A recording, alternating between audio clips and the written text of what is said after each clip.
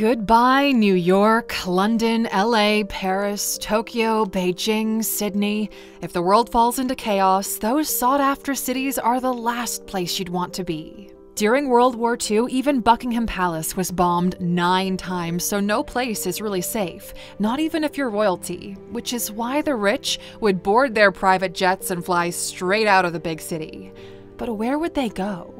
They need a place that's safe, private, and beautiful with great weather and lots of activities, because while they might be in danger, they definitely don't want to be bored. When you've got enough money, there are no limits, so let's see just how far this can take you, even if the world falls into more chaos than it already has. Welcome to Alux.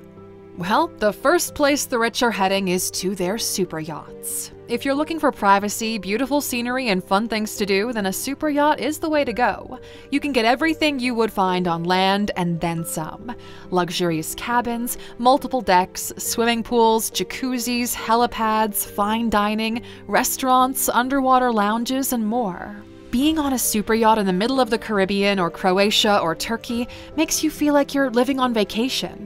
Yachts are self-sufficient, so you can spend extended times at sea or stay in remote areas when you're cut off from the world and completely private. They're also mobile and can navigate the seas pretty quickly, so no wonder it can avoid danger. They're the ultimate luxury and comfort. Next up, they're private islands.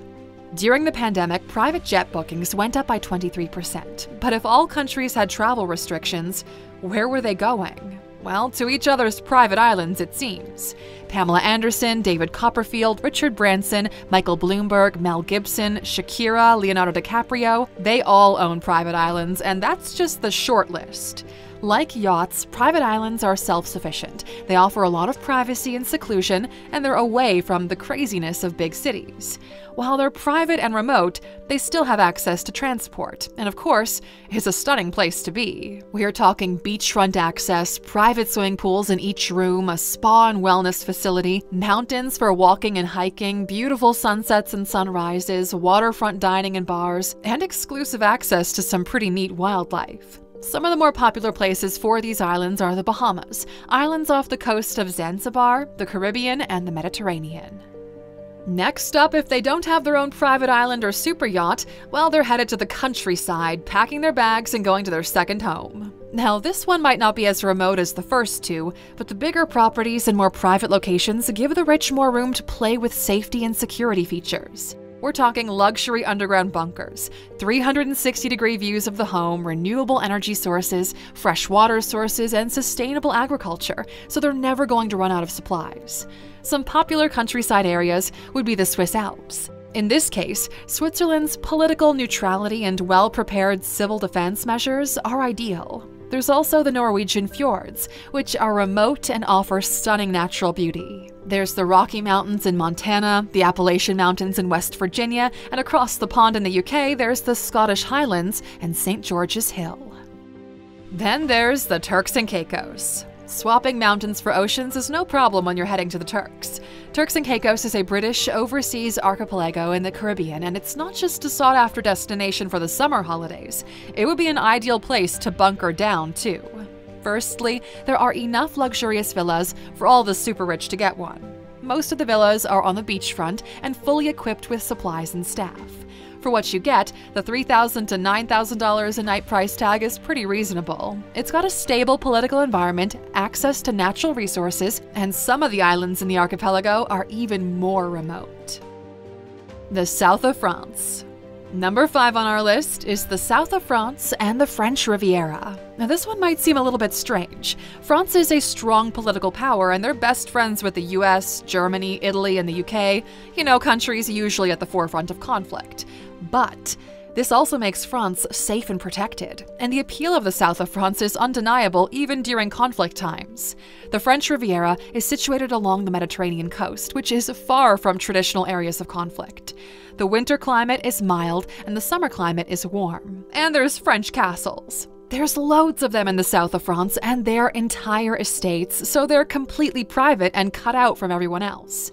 There's also a lot of history and culture in these castles, so you'll feel like you're stepping back in time when you enter them. Dubai.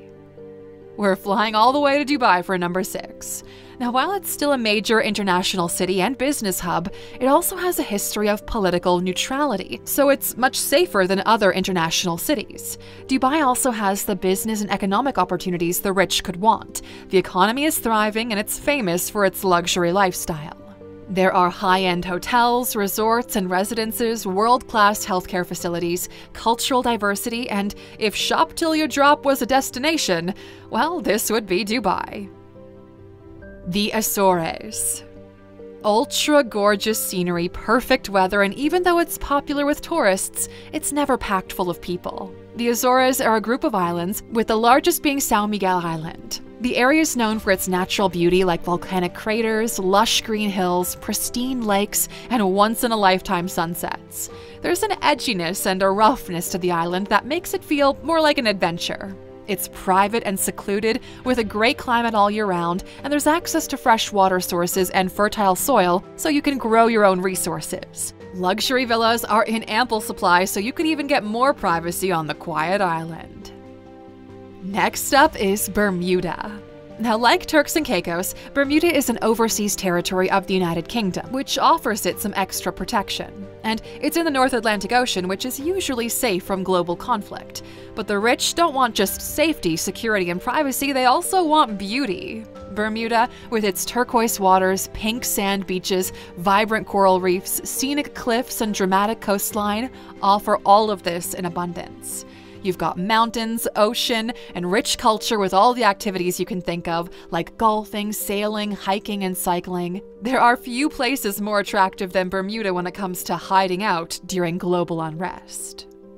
In at number 9 is Barbados. Now, there's something magical about the Caribbean, and it's hard to resist at any point, even more so when you don't know what the world will be like in the next few years or months.